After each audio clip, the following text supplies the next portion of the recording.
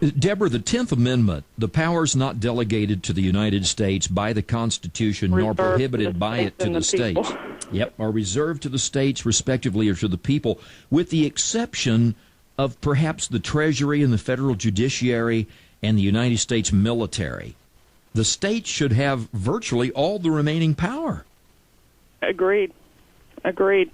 So, can we just take it? Well, could you as governor, and I understand the lieutenant governor is a powerful force in the state of Texas, but could you and a willing lieutenant governor in the state of Texas working with you, could you take back power that the Obama administration has usurped from the states?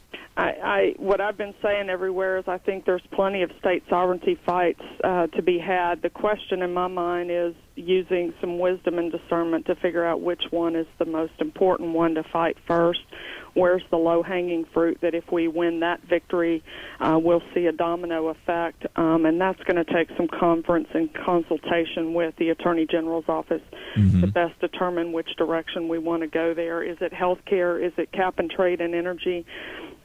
Is it immigration enforcement? I mean, is it education? My goodness, there's just a lot of opportunity for taking on those battles. What do you think of the Tea Parties?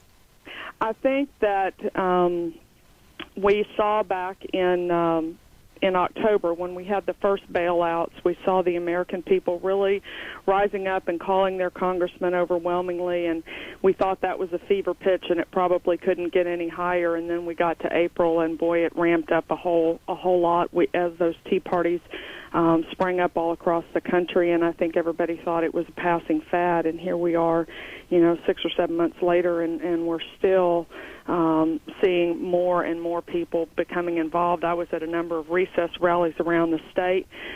People, I think, really are engaging, and I couldn't be happier about it. I've spent... Deborah, I'll tell you what, we're just out of time here. Do you have time to hang through one more segment? Sure, I'd be happy to. All right, tell you what, let's do this. We'll keep Deborah on. I had only planned to have her 2 segments, but the phones are ringing pretty regularly. You folks hanging on with questions for Debra Medina. We'll have one more segment with Deborah, and we'll make it a phone call segment. So just hang in there. We'll be right back and go straight to your phone calls right after.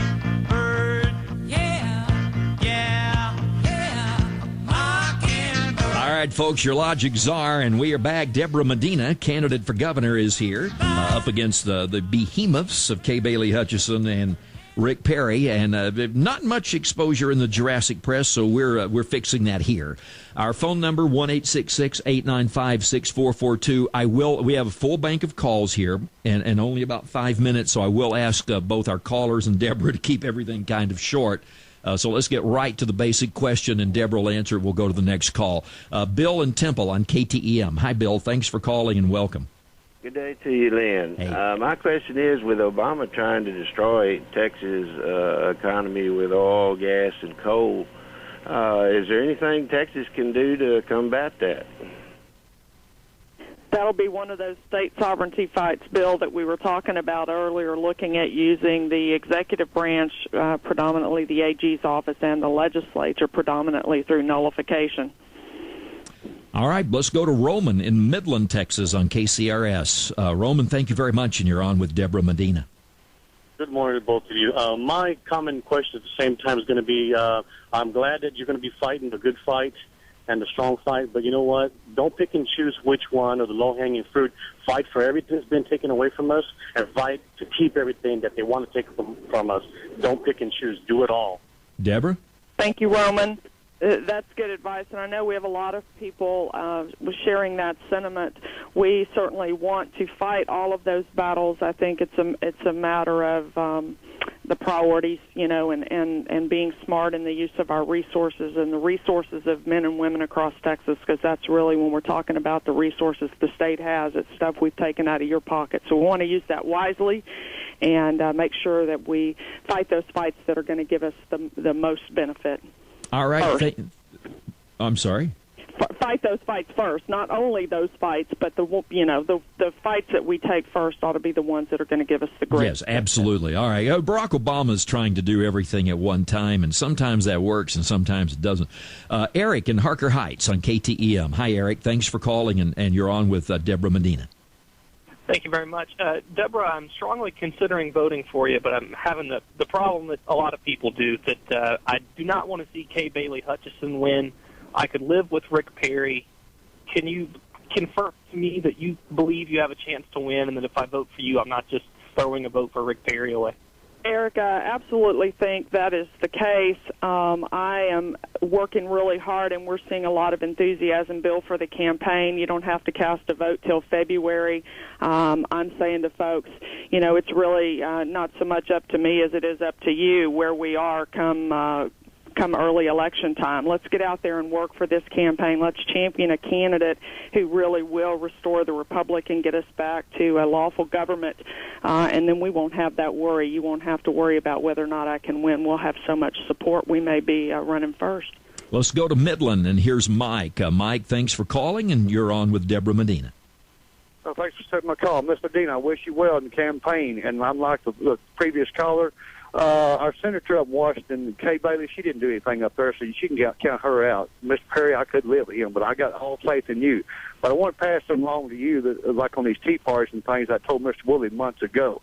Today at 4 o'clock on Fox News, Mr. Beck is having a program about this military that's in the United States that is not American citizens. I told Mr. Woolley about this months ago. We have a force in this country that is not American and going to go against us. And I want to let you may have already heard of it. If not, Fox News at 4 o'clock, Mr. Glenn Beck will be talking about this. Please educate yourself, ma'am, and save the state of Texas. All right. Thank you for your comment. Deborah, any comments on that? Beck has been pretty down and dirty the last few days. I've been doing some of this, too, about some of the communists. And I don't use the word communist here as an ad hominem attack. These are people that have called themselves communists or who are registered members are being appointed as these new Obama czars. We've got to go back to that. Those that don't know our history are doomed to repeat it, Lynn, and I think that studying what's happened throughout Europe in past years will help us recognize that there are some real dangers to our country and some of these policies that are being implemented. Texas can stand against that. We will not stand against it with either Kay Hutchison or Rick Perry. I will stand to fight against those things. We will get back to a constitutional government in Texas. It's going to take a lot of work by everyday ordinary Texans to move a non-establishment candidate up in the polls, and I'm looking forward to working with Texans to do that. Deborah, I'm just wondering if we could make Texas an example. I think Oklahoma is another state that might go along with us, Montana possibly another one, and make Texas an example of a state that simply will not stand for a president and an administration that dictates things to us that the Constitution explicitly in the 10th Amendment says we have the power over. Lynn, we already have people from elected officials from Oklahoma reaching out to our campaign. We also have elected officials in Colorado reaching out to our campaign, anxious to build just those kind of coalitions between our states to stand against the federal government. And stand for state sovereignty as it was intended by our founders. If we fight hard, we absolutely have an opportunity to win in Texas. We've had lots of political folks from around the state and around the country say if there's any place that it can happen, it's Texas in 2010.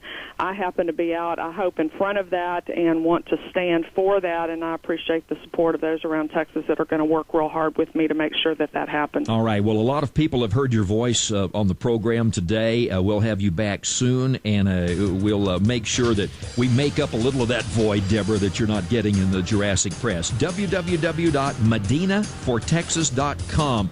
Deborah, thanks so much for being with us. Thank you, Lynn.